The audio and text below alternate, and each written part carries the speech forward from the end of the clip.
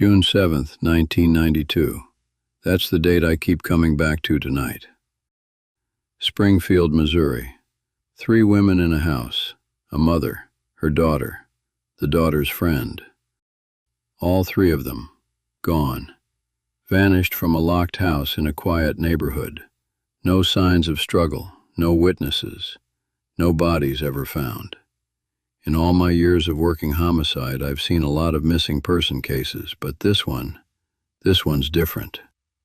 I remember my first missing person case, 1983. A woman in Northeast Philly didn't show up for work. We found her 2 days later. Car trouble. No phone nearby. Simple explanation. Most missing person cases are like that. There's an explanation, usually a simple one. But this one's different, because it's not one person who disappeared. It's 3, all at once, from the same house, on the same night. Let me tell you about the Springfield Three. The graduation party. The night of June 6th, 1992, was supposed to be a celebration. Stacy McCall and Suzie Streeter had just graduated from Kickapoo High School. They were 18 and 19 years old. Best friends. The whole world ahead of them. They'd spent the evening going to graduation parties around Springfield, hopping from house to house, saying goodbye to high school and hello to whatever came next. The plan was for Stacy and Suzie to spend the night at another friend's house after the parties. But when they got there, the house was packed. Too crowded, too loud. So they changed plans. They decided to go back to Suzie's house instead, to her mother's place on East Delmar Street, a small one-story house in a working-class neighborhood, quiet, safe. Suzie's mother was Sherrill Levitt, 47 years old. She worked as a hairdresser. Single mother.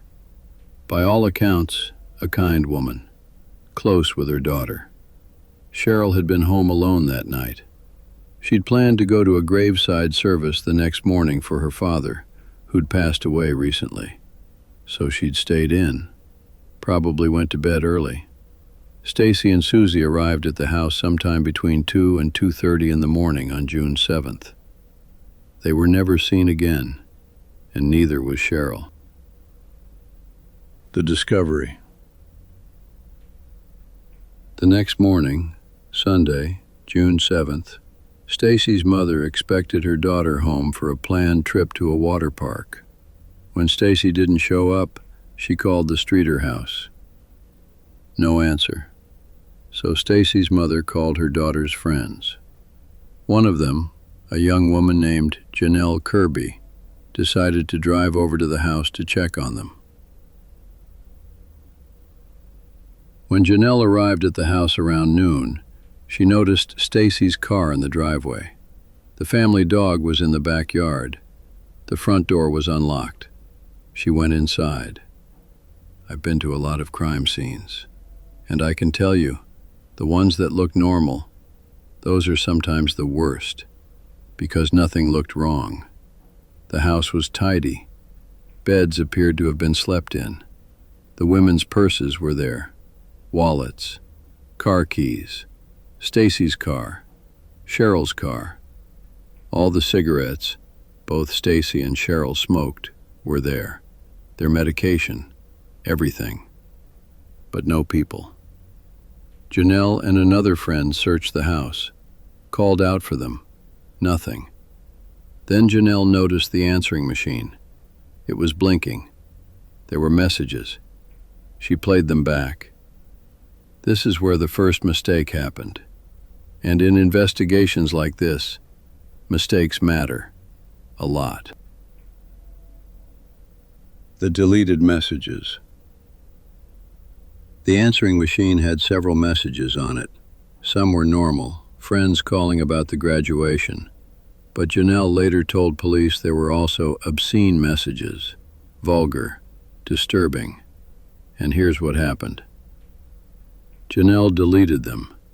She thought they were prank calls.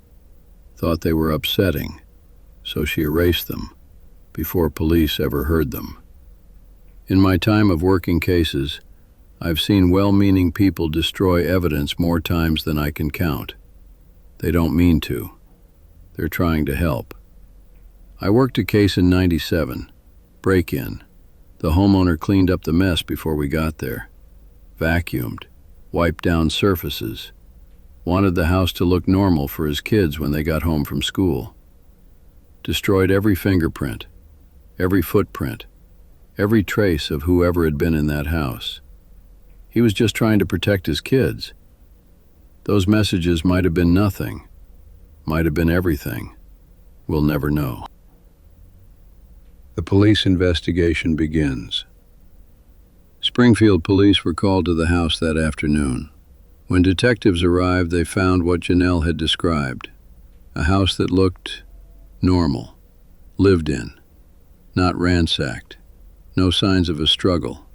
But there were a few things. The globe on the porch light was broken. Shattered glass on the front steps. Could have been an accident. Could have been something else. The front door had been left unlocked. Now that's not unusual in a small town in 1992. People left doors unlocked back then. But given that 3 women were missing, all 3 purses were lined up neatly. Almost too neatly. Like someone had arranged them. The beds looked slept in, but it was hard to tell if all 3 women had actually gone to bed or if the bedding had just been disturbed. And here's the thing that always stuck with me about this case. The dog didn't bark. Sherrill had a small dog, a Yorkie, I think. It was in the backyard, unharmed. But neighbors didn't report hearing any barking during the night. Now, I remember cases where someone enters a house and the dog goes absolutely crazy, alerts the whole neighborhood. Didn't happen. Either the dog knew whoever came in, or whoever it was knew how to handle dogs. What the evidence suggested. Let me walk you through what the scene told investigators. First, all 3 women were taken at the same time. Their belongings were there. If one of them had been abducted and the others ran or escaped, you'd see signs of that, but you don't. Second, there was no forced entry. The door was unlocked, sure, but there were no pry marks, no broken windows, no jimmied locks. Third, no signs of a struggle inside the house, no overturned furniture, no defensive wounds visible in the bedroom, nothing broken. What does that tell you? It tells you one of 2 things. Either the women knew whoever took them and went willingly at first, or they were taken by surprise, controlled quickly, maybe threatened with a weapon. I've seen abductions before. The clean ones, the ones without struggle, those usually involve either trust or fear, someone the victims knew, or someone who made it very clear what would happen if they didn't comply. The timeline. Let's talk about timing. Stacy and Suzie arrived at the house between 2 and 2:30 a.m. We know this because they called a friend from the house around 2:15 a.m. to finalize plans for the next day. That's the last confirmed contact with any of them. Sherrill was supposed to attend a graveside service at 9 a.m. that morning. She never showed up, never called to cancel. Janelle arrived at the house around noon and found it empty. So somewhere between 2:30 a.m. and 9 a.m., 3 women disappeared. My guess? It happened early, between 2:30 and 4 a.m. That's when the neighborhood would be quietest, when people are in their deepest sleep. It's the window that makes the most sense. The neighborhood. East Delmar Street is a residential neighborhood, small houses, working-class families, the kind of place where people know their neighbors. This is pretty strange, though. Nobody heard anything. No screams or cars speeding away. No commotion. Nothing. Police canvassed the neighborhood, knocked on every door. asked if anyone had seen or heard anything unusual that night. I've done that kind of canvassing more times than I can count. You go door to door, ask the same questions. Most people have nothing for you, but sometimes someone remembers something small, a car they didn't recognize, a sound that woke them up. In this case, they got nothing. Now, that could mean a few things. Maybe whatever happened was quiet, controlled. Maybe the women were threatened into silence. Or maybe the neighbors were just asleep. It was 3 a.m. on a Saturday night. People sleep deeply then. No ears open that time of night. But it bothers me. In my experience, abductions, especially of multiple people, aren't usually silent. The suspects. Over the years, Springfield police have investigated dozens of suspects, some more seriously than others. I won't name names, that's not my place. But I can tell you the types of people investigators looked at. The ex-boyfriends. Both Suzie and Sherrill had recently ended relationships. That's always something we look at. Domestic situations, jealousy, control. I worked domestic cases for years. When a woman goes missing, you look at the boyfriend, the ex-husband, the guy she just broke up with. Not because all men are suspects, but because statistically, that's where you find answers. Police cleared both men in the Springfield case, but you never really cross someone off the list entirely. Not in a case like this. The gravediggers. This is where it gets strange. 3 men who worked as gravediggers were in the area that night. They'd been digging graves at the cemetery where Sherrill was supposed to attend the service the next morning. One of them, his name is public record, so I'll say it, was a man named Robert Cox. He later became a suspect in other cases, other disappearances. Cox was questioned multiple times. He gave inconsistent statements, changed his story. When someone changes their story, that means something. Not always guilt. Sometimes it's fear. Sometimes it's confusion. Sometimes people just don't remember things clearly. But inconsistent statements, they're a red flag. They mean we need to dig deeper. Cox was never charged. There was never enough evidence to charge him. He died in prison in 2013, serving time for other crimes. Never confessed to anything related to the Springfield Three. The transient theory. Some investigators believed it could have been someone passing through Springfield, someone who saw an opportunity, saw the broken porch light, saw the unlocked door. That theory bothers me, because abducting 3 women at once, that's not opportunistic. That takes planning, control. Either multiple people or someone very confident. It's not the profile of a random transient. The serial killer theory. There were other missing women in the Missouri area during that time period. Some investigators wondered if there was a serial offender operating in the region. But serial killers usually have patterns, victim types, methods. And the Springfield Three, it doesn't fit the typical pattern.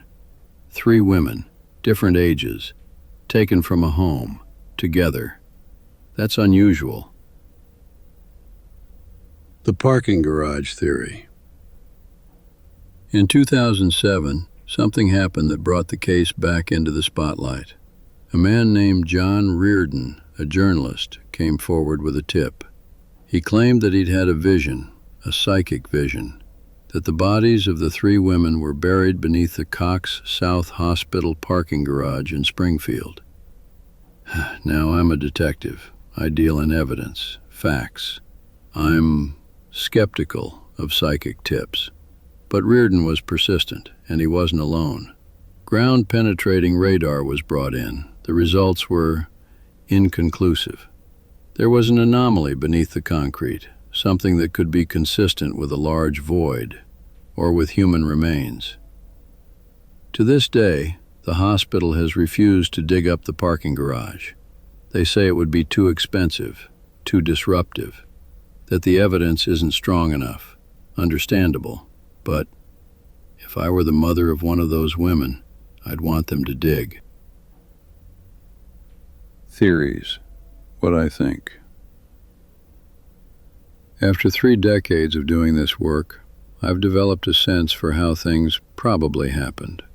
Not proof, just professional intuition.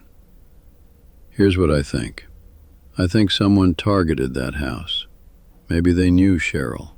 Maybe they knew Suzie. Maybe they'd been watching. I think they came to the house in the early morning hours, probably around 3 a.m., when the neighborhood was asleep. I think they either knew the door would be unlocked, or they knocked and the women let them in. And I think whatever happened next happened fast. 3 women don't leave a house willingly in the middle of the night without their purses, without their cigarettes, without their medication. They were taken, against their will. I think they were controlled, probably with a weapon, and forced into a vehicle. Maybe one person, maybe more. And I think they were taken somewhere outside Springfield, somewhere rural, somewhere they've never been found. I don't think they're alive. I wish I did. But 32 years later, with no contact, no sightings, no remains, the likelihood is that they were killed shortly after the abduction. What still bothers me? There are things about this case that don't sit right. The broken porch light. Was it broken during the abduction or earlier that day? Nobody knows. The answering machine messages. What was on them? Were they connected or just random prank calls? The lack of noise. How do you abduct 3 women from a house in the middle of a residential neighborhood without anyone hearing anything? And the biggest question, why these 3 women? Was Sherrill the target? Was Suzie? Or was it just terrible luck, Stacy and Suzie showing up at the house that night when they weren't supposed to be there? If Stacy and Suzie had stayed at the other friend's house like they'd planned, would Sherrill be the only one missing? Or would nothing have happened at all? We don't know. The families. Stacy's mother, Janice McCall, has never stopped looking for answers. For 32 years, she's kept the case alive. She's pushed for new leads, new investigations. She's appeared on television, in documentaries, anything to keep people paying attention. I've met families like hers, families who never get closure. There was a case I worked in 2003. Young man disappeared. His mother called me every week for 5 years. Every week. Just to ask if there was anything new. There never was. Eventually, the calls stopped. I don't know if she gave up hope or if she just couldn't keep calling anymore. It's a special kind of torture, not knowing. Not knowing if your daughter is alive or dead. Not knowing where she is. Not knowing what happened in those final moments. You can't grieve. You can't move on. You're just suspended. Janice McCall is still waiting, still hoping. I admire that. Even if hope becomes harder to hold on to with each passing year. Where the case stands today. The Springfield Police Department still considers this an active investigation. They receive tips occasionally, follow up on leads, but nothing has broken the case. In 2022, the 30th anniversary, the police released a statement saying they remain committed to solving the case.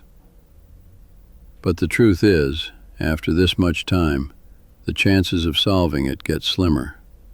Witnesses forget. Evidence degrades. People die. Robert Cox, one of the main suspects, died in 2013. Other persons of interest have passed away.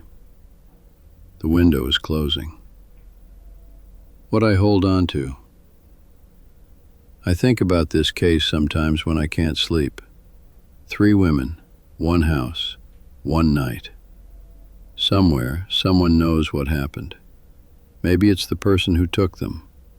Maybe they're still alive. Maybe they've told someone, a friend, a family member, a cellmate. Or maybe they took that secret to the grave. But I have to believe that someone, somewhere, knows. And I have to believe that someday, the truth will come out. Closing. Well, it's 3:21 in the morning now. I've been sitting here thinking about Sherrill Levitt, Suzie Streeter, Stacy McCall. 3 women who went to bed one night and never woke up. I'll be here tomorrow night, same time, same frequency. If you can't sleep either, you know where to find me.